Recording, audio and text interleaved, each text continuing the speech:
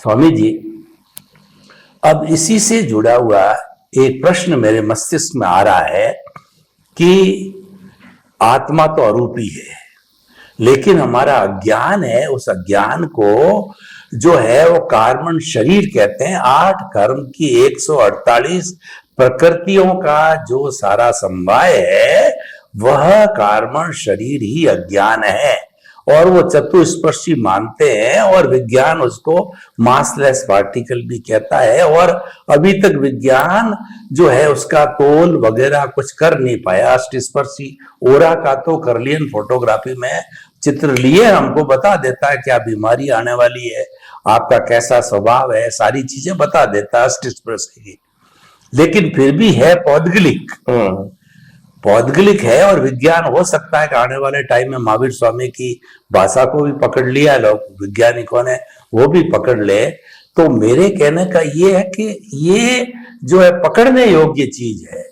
तो हम किस तरीके से पता करें कि आज की तारीख में मेरा अज्ञान इतना है, चाहे परमाणुओं के संबंध में हो, क्योंकि कर्मों की 4 प्रकृति होती, प्रकृति, स्थिति, प्रदेश, अनुभाग, उसमें प्रदेश क्वांटिटी भी है।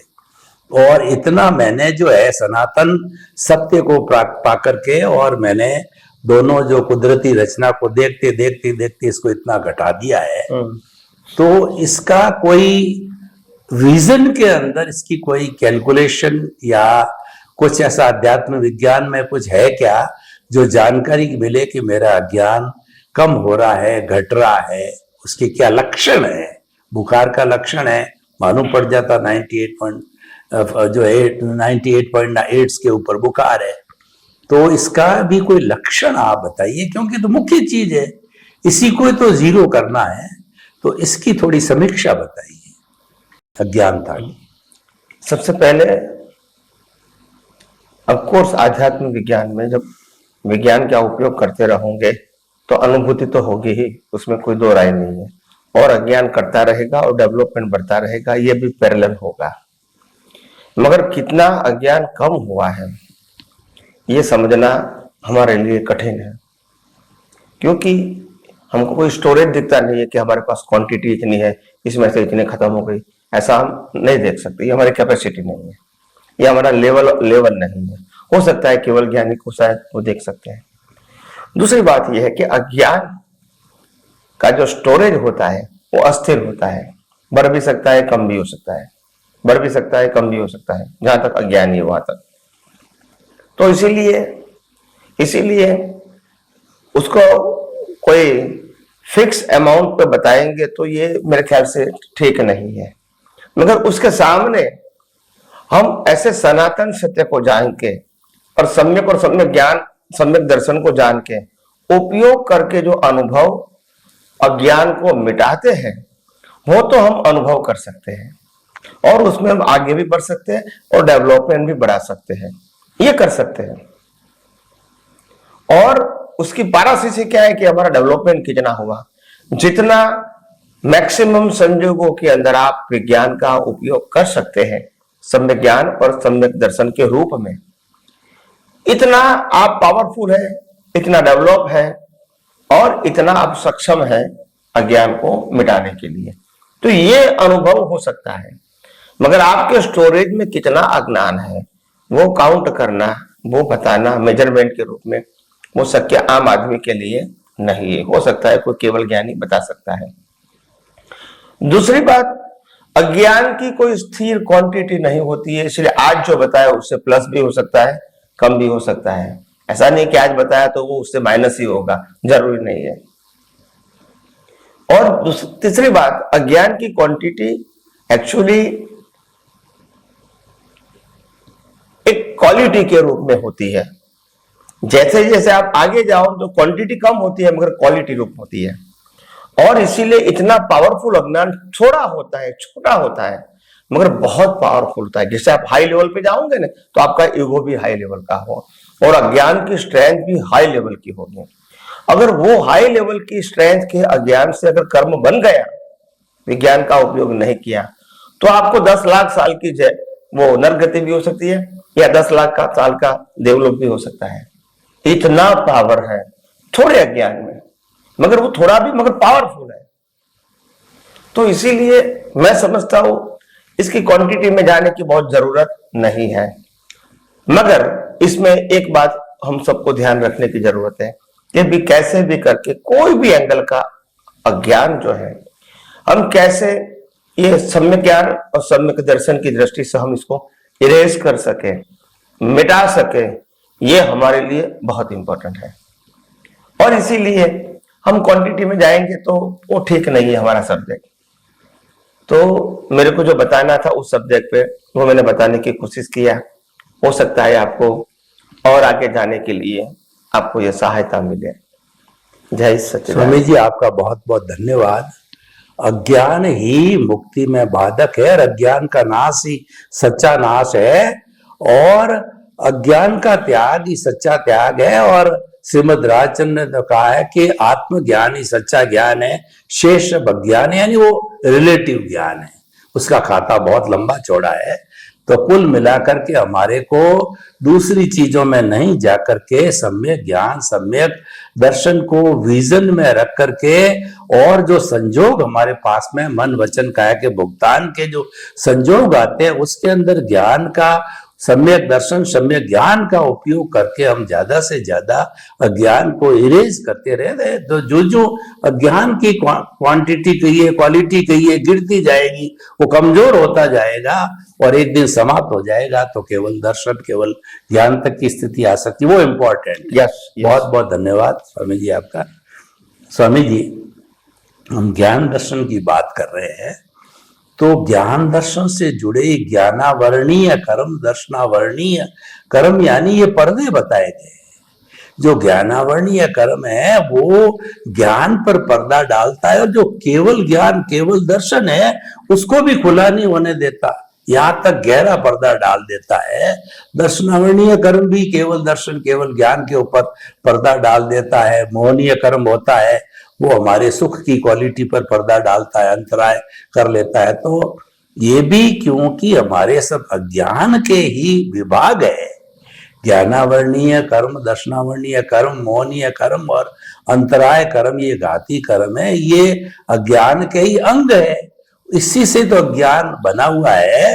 तो उस अज्ञान को इन कर्मों के रूप के अंदर जो आप अज्ञान बताते हैं, तो मैंने इसको जो 4 भागों के अंदर घाती कर्म के रूप में समझा है, तो कृपया इसकी मेरी समझ को और खुला कीजिए कि उसका जो अज्ञान अपन कहते हैं इसको नाश करना है, हटाना है और ये 4 कर्मों को कम करना है।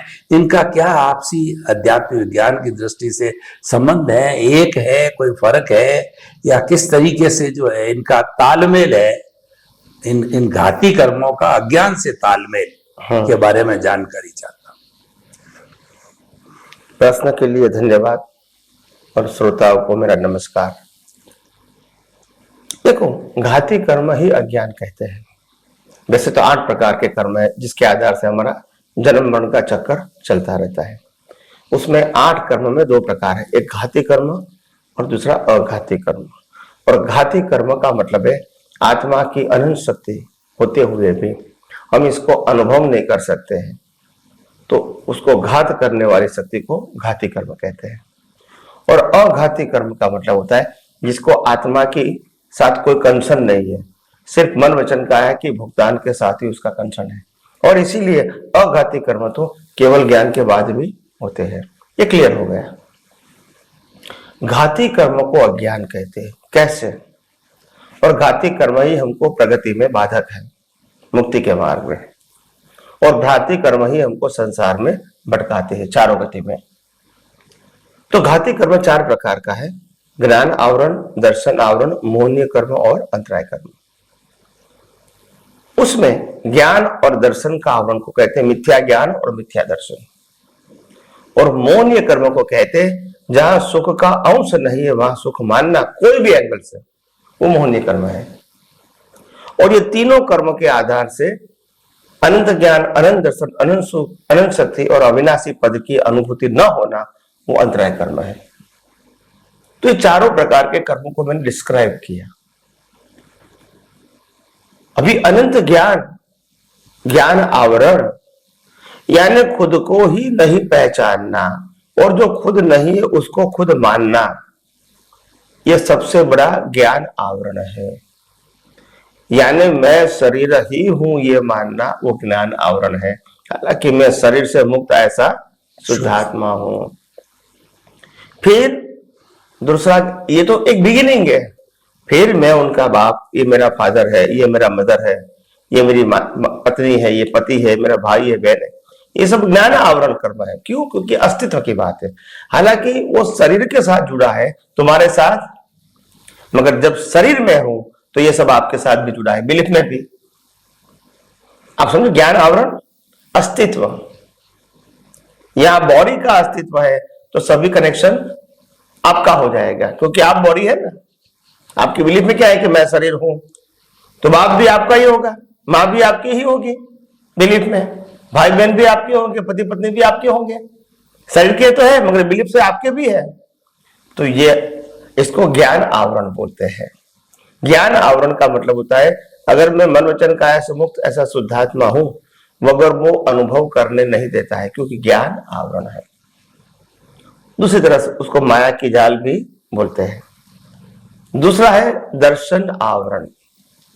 दर्शन आवरण का मतलब होता है शरीर का संचालक, संबंधों का संचालक, साधन संपत्ति का संचालक, और ये जो दुनिया चलती है उसका संचालक कौन है वो समझ में नहीं आता है।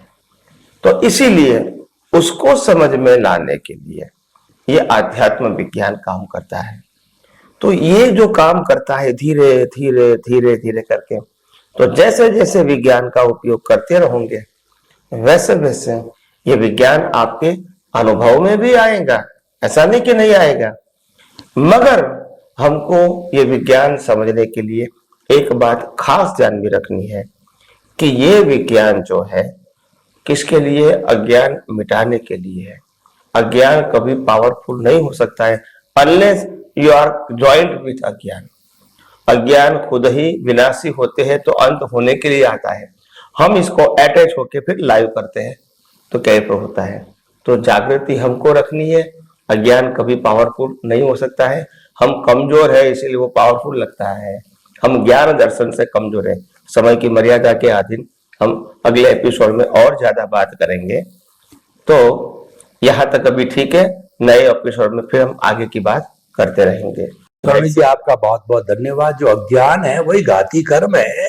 ज्ञान पे आवरण डालने वाला, दर्शन पे जो आवरण डालने वाला, सुख पे आवरण डालने वाला, और जो अपने अस्तित्व की अनुभूति नहीं कराने वाला, ये सब घाती कर्म ही आवरण है और घाती कर्म ही अज्ञान है। और अज्ञान पावरफुल तब होता है कि हम उसके साथ अटैच होते हैं।